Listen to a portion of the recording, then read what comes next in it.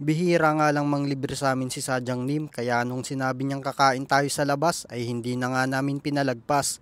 Choosy pa ba kami?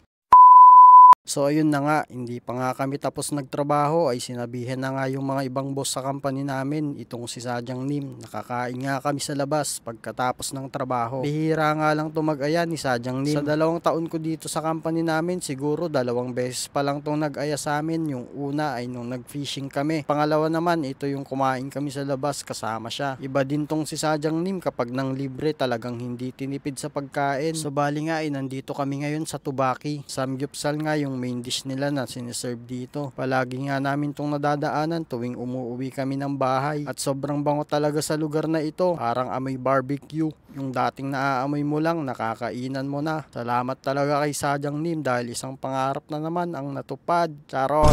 At sinimulan na nga namin na mag-ihaw-ihaw sa mga oras na ito. Dahil gutom na nga kami. Ang sarap talagang kumain kapag libre. Sa uulitin sana, Sadyang Lim.